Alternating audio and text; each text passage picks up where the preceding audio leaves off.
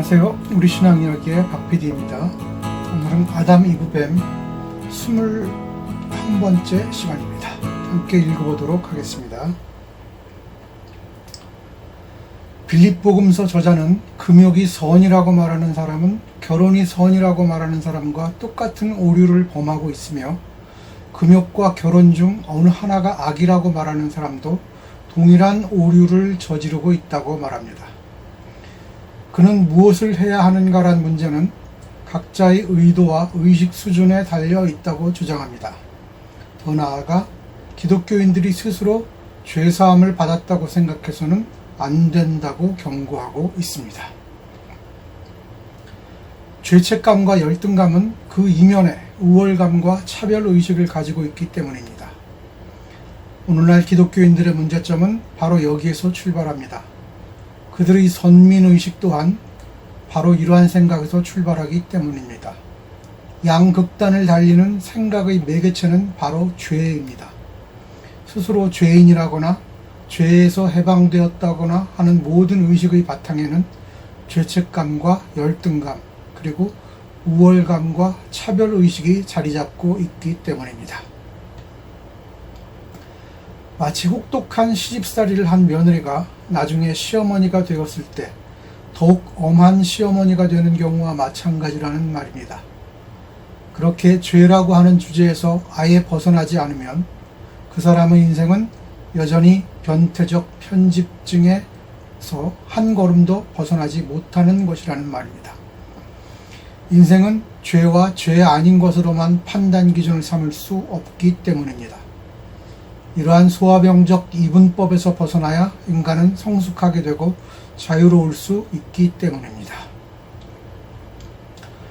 영지주의 기독교인들은 실질적인 악, 특히 자신의 내면에 있는 악을 어떻게 다루었을까?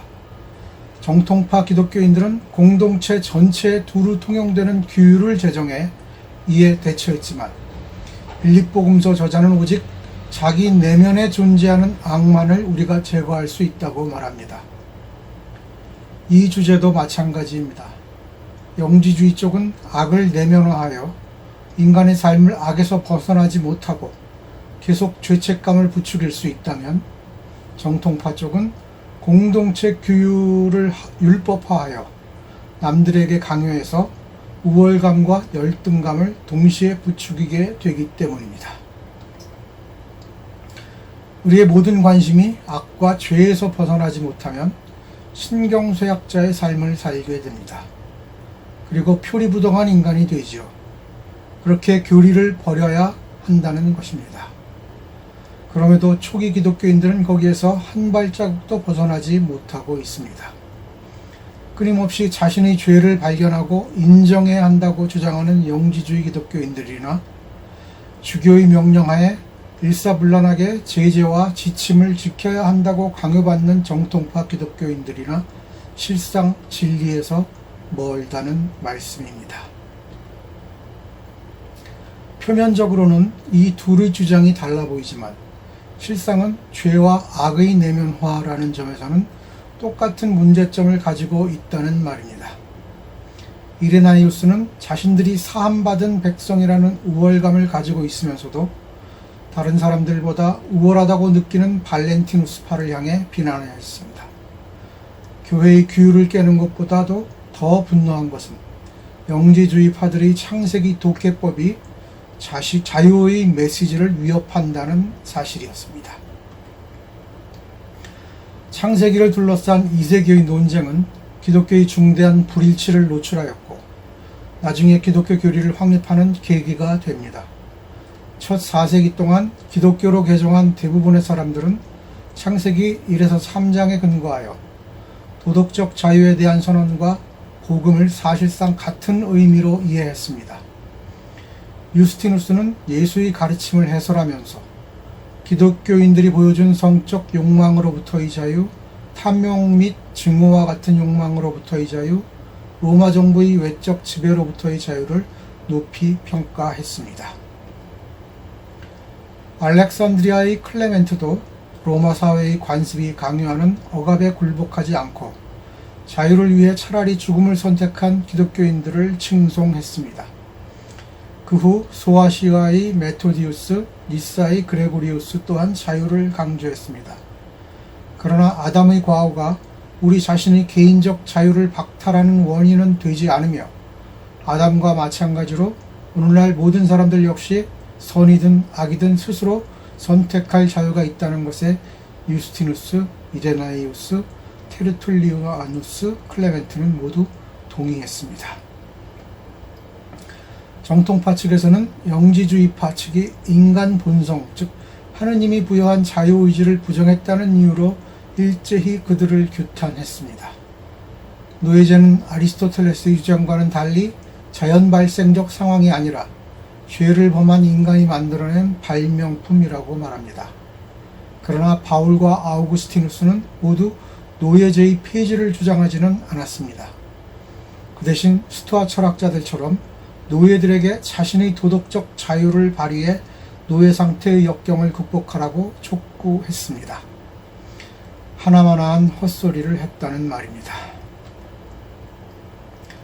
사회구조에서 오는 폭력 앞에 노예의 도덕적 자유가 힘을 쓸 수 있다고 생각하는 자체가 어불성설이기 때문입니다. 인간의 윤리에는 개인윤리와 사회윤리가 있습니다.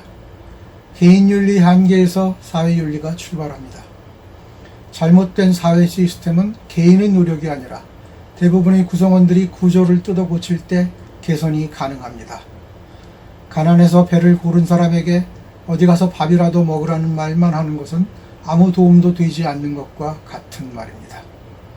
말이야 아무리 자유롭다 하더라도 배를 부르게 할 수는 없기 때문입니다. 알렉산드리아의 클레멘트는 도덕적 자유야말로 우리 인간이 누리는 최고의 영예라고 이해했으며 우리가 하느님의 형상에 따라 창조되었다는 말은 자유의지로 번역되곤 하는 능력, 구체적으로는 자기 존재를 구성하는 힘을 우리가 지니고 있음을 의미한다고 말합니다. 그러나 영지주의파들은 이러한 인간의 자유의지로 자신의 운명을 결정할 수 있다는 정통파들을 비웃었습니다. 영지주의저서 통치자의 실체에 나오는 창세기에서의 아담 또한 무기력한 희생자로 그려집니다. 발렌티누스와 추종자들은 자유의지를 부정하지는 않았지만 정통파에서 상상했던 것보다는 훨씬 제한적이라고 주장합니다. 도덕적 자유를 일부 인간이 향유하기는 하지만 인류를 고통에서 완전히 벗어날 수 있게 해줄 정도로 위대하지는 않다고 주장합니다. 고통은 우주 자체가 지닌 고유한 특징이라는 것이었습니다. 창조 신화 이전의 신화를 통하여 이런 확신을 표현하곤 했는데 지혜의 타락은 아담의 타락 훨씬 전에 그리고 아담의 창조 훨씬 이전에 일어났다고 합니다. 네, 여기까지 아담 이브 뱀 21번째 시간이었습니다. 감사합니다.